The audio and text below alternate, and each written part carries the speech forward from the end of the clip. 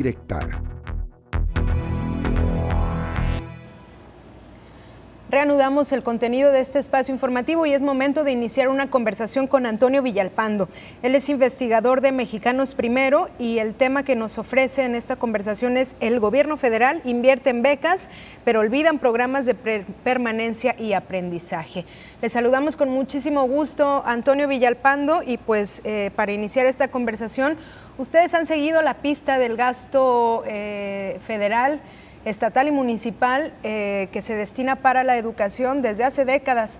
Preocupa que no solo han invertido menos en este rubro, sino que de plano han desaparecido programas fundamentales para eso, para garantizar la permanencia y que las niñas, niños y adolescentes pues puedan cursar más años de la educación básica. Es así, le saludamos y le escuchamos. ¿Qué tal? Buenas noches. Muchas gracias por el espacio. Un saludo a quienes nos miran en sus casas. Pues mira, tenemos un problema que es bastante grave, que no se reporta o no se entiende muchas veces lo que hace el gobierno federal con el presupuesto. En algunas ocasiones podemos, digamos, identificar algunas partidas que desaparecen, algunos recursos que se mueven o que se vuelven a etiquetar, pero otras veces este análisis no es tan sencillo. El análisis que terminamos de hacer la semana pasada, detectamos que hay rubros que están, digamos, más vinculados, líneas de gasto que están relacionadas exactamente con la participación y con la permanencia en las escuelas, y son casualmente los rubros y las líneas de gasto que están siendo, digamos, desfondadas o que se les está bajando el presupuesto para destinar más recursos a becas. Esto no es que haya más becas, no es malo en sí mismo, pero siempre es importante entender que las becas pues no son propiamente un instrumento para mejorar la educación, son necesarias, tiene que haber más becas, pero deben entenderse como un instrumento más de política social. Así es. En este sentido, Antonio Villalpando, te saluda Iván de León. Buenas noches. Es más preocupante en este aspecto de las becas que no exista realmente un padrón y que tan claro y que pues sea opaco inclusive de saber hacia dónde van esas becas realmente. Sí, de hecho no solamente se trata del padrón de las becas, que tendría que haber por lo menos cierto nivel de transparencia, sino con los nombres, por temas de privacidad personal, por lo menos un padrón vinculado con escuelas, a nivel escuela, a nivel de los centros de trabajo. Esta información no se conoce, pero no solamente es en el tema de las becas. Nosotras y nosotros en Mexicanos Primero analizamos 18 líneas de gasto, que son el gasto que está dedicado exclusivamente a educación básica. Nosotras y nosotros nos enfocamos en educación básica, y encontramos que de estas 18 líneas de gasto, en 14 no se sabe exactamente a dónde llegan los recursos, es decir, pues no solamente la administración o cómo se dispersan, sino exactamente qué es lo que se está pagando con estos recursos. Es aproximadamente poco más del 77% de los recursos que no sabemos cuál es su destino. Y esto pues evidentemente es grave, es más grave cuando pues se trata de hacer una dispersión hacia donde hay altos niveles de marginación, donde sería más importante saber exactamente el destino de los recursos, porque son en muchos casos los únicos que llegan. Antonio, tenemos aquí a la mano el resumen de este trabajo de investigación que hicieron ustedes allá en Mexicanos Primero, y son 5 rubros los que identifican con mayor recorte, incluso 2 de ellos que me parece que serían fundamentales, de plano se les dio carpetazo al estarlos fondeando. Es el tema de la implementación curricular, los libros y materiales educativos, las acciones de equidad e inclusión, y aquí van los 2 que se quedaron sin fondos, la educación socioemocional y las tecnologías de la información.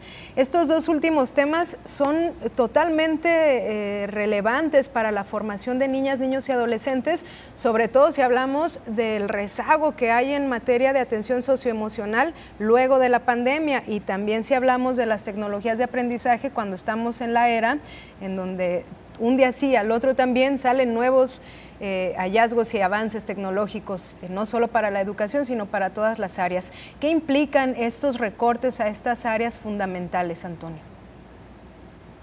Pues mira, Celia, el recorte de estas 5 áreas, nosotros identificamos que estas 5 líneas de gasto son precisamente las que están más relacionadas con la permanencia en la escuela, en función de qué, de dos variables que se llaman una tasa neta de matriculación en primaria y la otra la tasa neta de matriculación en secundaria. ¿Qué nos dice esta información? Pues nada más el porcentaje o la proporción de niñas, niños y adolescentes que se encuentran cursando los grados que les corresponden, tanto en primaria como en secundaria. Pues bueno, cada peso invertido, o si lo pensamos al revés, cada peso que se retira de estos 5 rubros afecta directamente estas variables, que son, si no son perfectas, no son la manera perfecta de describir que los niños y las niñas estén en las escuelas, son muy buenas aproximaciones.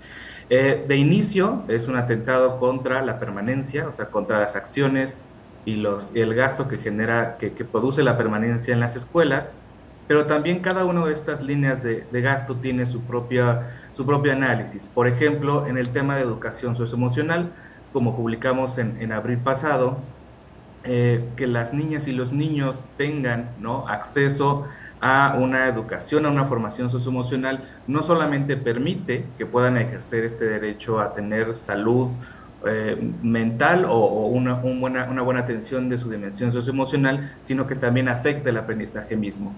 Es decir, un niño o una niña que se siente feo, por ejemplo, o que está triste, no solamente es menos competente socialmente, sino que le cuesta más trabajo aprender hasta cosas como matemáticas. En otro caso, por ejemplo, de la implementación curricular, que nos han preguntado recientemente de qué se trata esto de la implementación curricular, Ujú.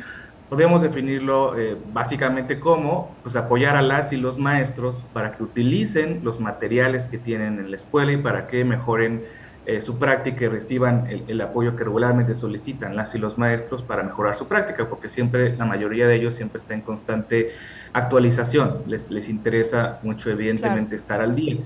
Si no invertimos en esta formación, en un contexto en el que además tenemos nuevos materiales, un nuevo modelo educativo que está implementándose, pues dejamos a las y los maestros pues con muy pocas herramientas para poder adaptarse a los cambios. Así es. Antonio, hemos visto cómo a lo largo de los años y de los sexenios ha finalmente caído el gasto hasta permanecer que prácticamente se utilicen dos pesos, se inviertan 2 pesos de cada 10 en la educación. ¿Qué se tiene que hacer y dónde se tiene que invertir para cambiar el rumbo de la educación en México? Nada más matizando esta parte, este último dato, estos 1.8 o 2 pesos por cada 10 son referentes a estos 5 rubros, Correcto. que en comparación con las administraciones anteriores sean de 4 Y y 3.9 pesos 3.9, por así cada es. 10 en los sexenios de Enrique Peña Nieto y Felipe Calderón. Se invierte la mitad, pero nos referimos nada más a los 5 rubros de educación socioemocional, acciones de equidad e inclusión, tecnologías, materiales y libros y de implementación curricular. Respondiendo puntualmente a tu pregunta, una de las primeras inversiones que tendría que estar haciendo el Estado mexicano para mejorar la educación son inversiones que tienen que ver con conocer exactamente el estado de las niñas y los niños, por ejemplo, que no están asistiendo a las escuelas. Hay que recordar que todavía estamos experimentando los estragos de la pandemia y del confinamiento. Por ejemplo, entre el último ciclo escolar completo, nosotras y nosotros detectamos que aproximadamente la matrícula del sistema escolarizado público se redujo en 500,000 y nuestra estimación es conservadora. Hay otras estimaciones con números más alarmantes. Tendría que invertirse en hacer un censo exactamente para saber quiénes son esas niñas y niños, por qué no están en la Claro. escuela, para entonces diseñar soluciones, porque no se puede, digamos, hacer un traje para todas las personas. No tienen que ser soluciones muy específicas que no se pueden diseñar si no se conoce exactamente pues, los casos que existen en la población. Así es. Antonio, estos recortes en estas líneas fundamentales, en estos 5 rubros, pues no es que se hayan ido a otros que también son de las tareas fundamentales o sustantivas en la formación de niñas, niños y adolescentes. Se fueron a becas, que como bien nos decías, pues es importante que existan, pero no son necesariamente políticas educativas, sino más bien políticas sociales. En ese sentido, también detectaron ustedes que aunque más se ha ido este recurso destinado a becas, también ha habido un recorte en las becas si se compara con lo que se inyectaba al inicio de la administración y lo que se destina a este cuarto año de gestión. Efectivamente, detectamos que hay una reducción, al menos las becas que están vinculadas con la educación básica, del 57% de estos 10 pesos que se dedican a la educación básica, a 41%, poco más de 41% en la última edición del presupuesto.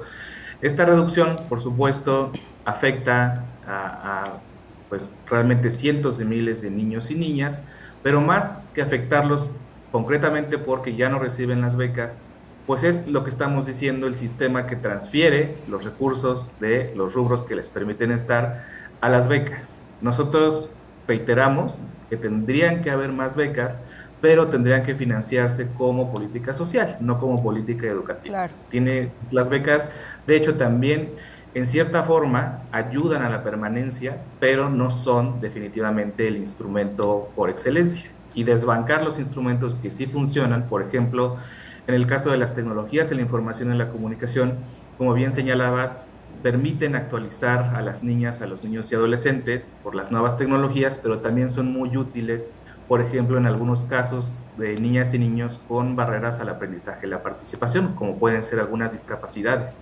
Claro. Las tecnologías permiten brindarle mejor atención a estas niñas y niños que de otra forma frecuentemente abandonan la escuela por estas barreras. Antonio, casi se nos acaba el tiempo, pero a manera de conclusión quisiera preguntarte, con estos hallazgos que encontramos en su investigación, ¿qué podemos hacer como sociedad en general para exigir mejores resultados en materia educativa al gobierno federal?